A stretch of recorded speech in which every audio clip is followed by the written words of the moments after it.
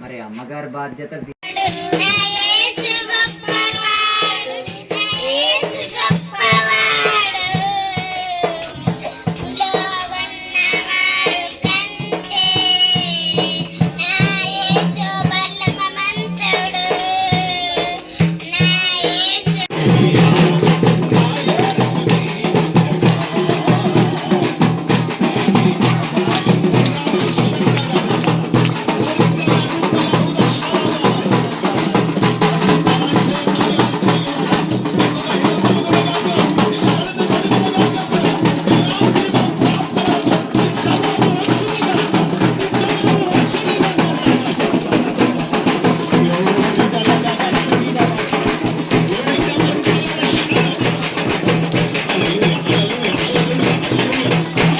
చూద్దాము.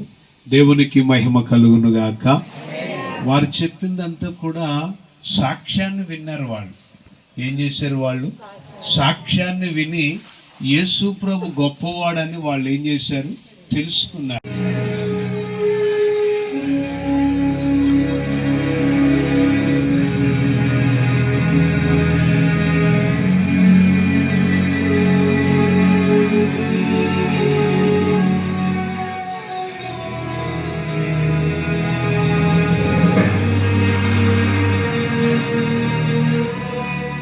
అలాంటి ప్రేమ నాకు అర్థం కావట్లేదు.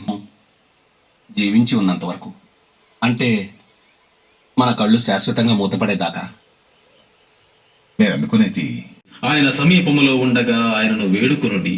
భక్తిహీనులు తమ మార్గమును విడువవలెను, దుష్టులు తమ తలంపులను మానవలెను. వారు ప్రభువు వైపు తిరిగిన ఎడల ఆయన వారి యందు జాలిపడును. వారు దేవుని వైపు తిరిగిన ఎడల ఆయన బహుగా క్షమించును. వారు సంతోషముగా బయలు వెళ్ళుదురు, సమాధానము పొంది తోడుకుని పోబడుదురు.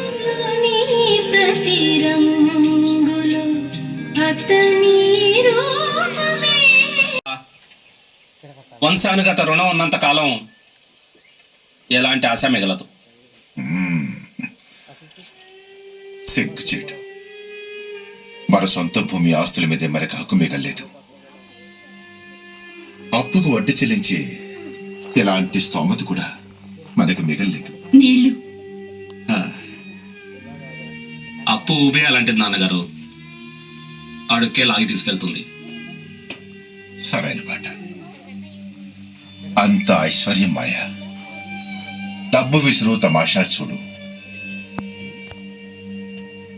ఆయన హృదయం కదా యేసు మహాపురుషుడని, ఆయనకి దేవుడితో సంబంధం ఉందని.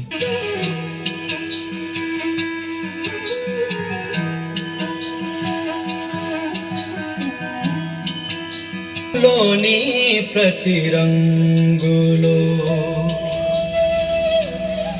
లోకంలోని ప్రతి రంగులో అతని రూపమే. లోకంలోని ప్రతి రంగులో అతని రూపమే. మన అతని జీవమే.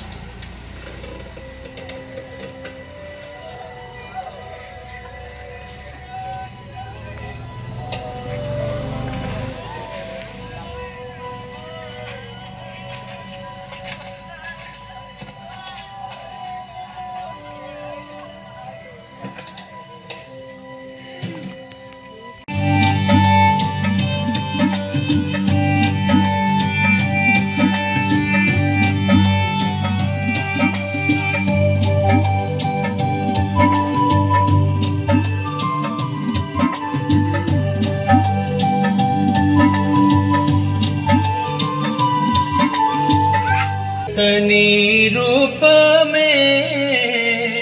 లోకంలోని ప్రతి రంగులో అతని. Silent prayer. నీ మనస్సులో ఈ కుటుంబము కొరకు ఈ బిడ్డల కొరకు నీ హృదయములో ప్రార్థన చేయి. సైలెంట్ ప్రార్థన, ఎవరు మాట్లాడకుండా ప్రభు వైపు చూడండి, ప్రభు వైపు చూడండి, ప్రభు వైపు చూడండి.